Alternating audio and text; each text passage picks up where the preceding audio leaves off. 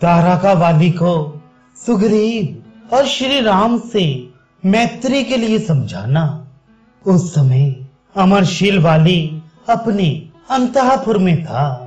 उसने अपने भाई महामुनि सुग्रीव का वह सिंहनाद वहीं से सुना।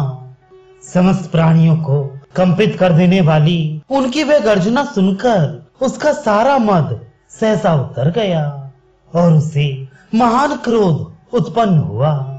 फिर तो स्वर्ण के समान पीले रंग वाले वाली का सारा शरीर क्रोध से तमतमा उठा। वह राहुग्रस्त सूर्य के समान तत्काल श्रीहीन दिखाई देने लगा। वाली की दाढ़ें विकराल थीं, नेत्र क्रोध के कारण प्रज्वलित अग्नि के समान उद्दीप्त हो रही थी। वह उस तालाब के समान श्रीहीन दिखाई देता था जिसमें कमल पुष्पों की शोभा तो नष्ट हो गई हो और केवल मृणाल रह गई हो। वह दुसह शब्द सुनकर वाली अपने पैरों की धमक से पृथ्वी को विदीर्ण सा करता हुआ बड़े वेग से निकला। उस समय वाली की पत्नी तारा भयभीत हो घबरा उठी।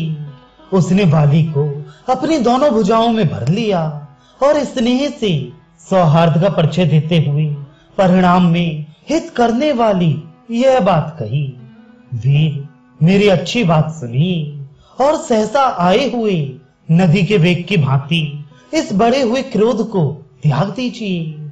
जैसे प्रातः काल शैया से उठा हुआ पुरुष रात को उपभोग में लाई गई पुष्पमाला का त्याग कर देता है, उसी प्रकार इस क्रोध का परित्याग कीजिए। वानर वीर कल प्रातः काल सुग्रीव के साथ युद्ध कीजिएगा। इस समय रुक जाइए।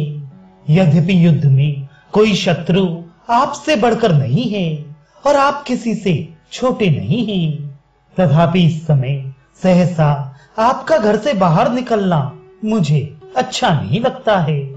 आपको रोकने का एक विशेष कारण भी है, उसे बताती हूँ, सुनिए। सुग्रीव पहले भी यहाँ आए थे और क्रोध पूर्वक उन्होंने आपको युद्ध के लिए ललकारा था।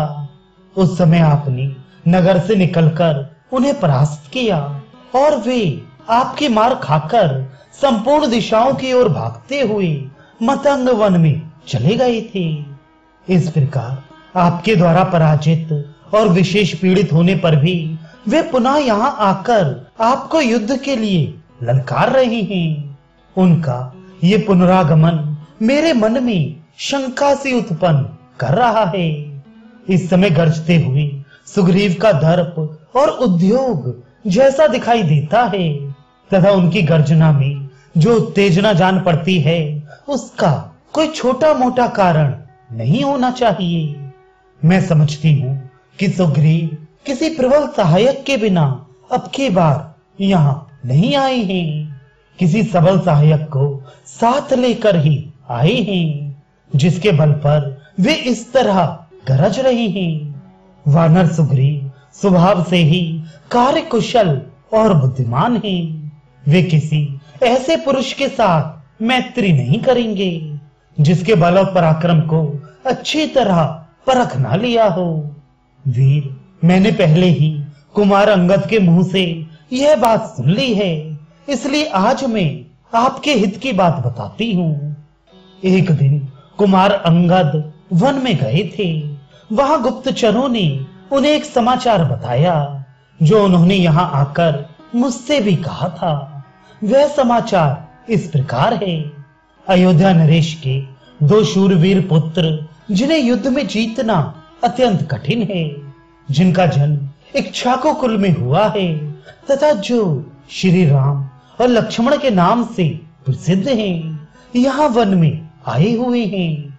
वे दोनों दुर्जय वीर सुग्रीव का प्रिय करने के लिए उनके पास पहुंच गए हैं। उन दोनों में से जो आपके भाई के युद्ध कर्म में सहायक बताए गए हैं, वे श्री राम शत्रु सेना का संहार करने वाले तथा प्रलय काल में प्रज्वलित हुई अग्नि के समान तेजस्वी हैं। वे साधु पुरुषों के आश्रयदाता कल्प वृक्ष हैं और संकट में पड़े हुए प्राणियों के लिए सबसे बड़ा सहारा हैं। आर्त पुरुषों के आश्रय, यश के एकमात्र भाजन, ज्ञान विज्ञान से संपन्न तथा पिता की आज्ञा में स्थित रहने वाली हैं। जैसे गिरिराज हिमालय नाना धातुओं की खान हैं, उसी प्रकार श्री राम उत्तम गुणों के बहुत बड़े भंडार हैं। अतः उन महात्मा राम के साथ आपका विरोध करना कदापि उचित नहीं है, क्योंकि वे युद्ध की कला में अपना सानी नहीं रखते हैं। उन पर विजय पाना अत्यंत कठिन है। शूरवीर, मैं आपके गुणों में दोष देखना नहीं चाहती, अतः आपसे कुछ कहती हूँ। आपके लिए जो हितकर है वही बता रही हूँ, आप उसे सुनिए और वैसा ही कीजिए।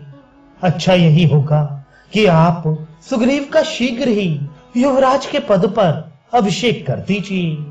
वीर वानर राज सुग्रीव आपके छोटे भाई हैं, उनके साथ युद्ध न कीजिए।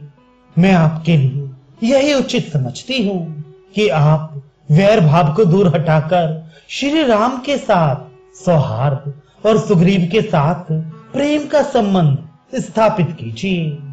वानर सुग्रीव आपके छोटे भाई हैं, अतः आपका लाड़ प्यार पाने के योग्य हैं। वे ऋष्यमुख पर रहें या किष्किंधा में, सर्वथा आपके बंधु ही हैं।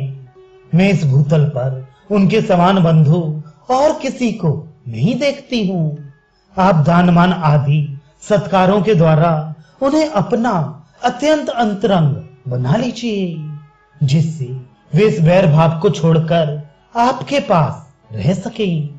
पुष्पग्रीवा वाले सुग्रीव आपके अत्यंत प्रेमी बंधु हैं, ऐसा मेरा मत है। इस समय भ्रात प्रेम का सहारा लेने के सिवा आपके लिए यहाँ दूसरी कोई गत नहीं है। यदि आपको मेरा प्रिय करना हो तथा आप मुझे अपनी हितकारिणी समझते हो, तो मैं प्रेम पूर्वक याचना करती हूँ, आप मेरी ये नेक सलाह मान लीजिए। स्वामी, आप प्रसन्न होइए, मैं आपके हित की बात कहती हूँ, आप इसे ध्यान देकर सुनिए, केवल रोष का ही अनुसरण ना कीजिए। कौशल राजकुमार श्री राम इंद्र के समान तेजस्वी हैं, उनके साथ वैर बांधना या युद्ध छेड़ना आपके लिए कदापि उचित नहीं है। उस समय तारा ने वाली से उसके हित की ही बात कही थी और यह लाभदायक भी थी, किंतु उसकी बात उसे नहीं रुची, क्योंकि उसके विनाश का समय निकट था और वह काल के पाश में बंध चुका था।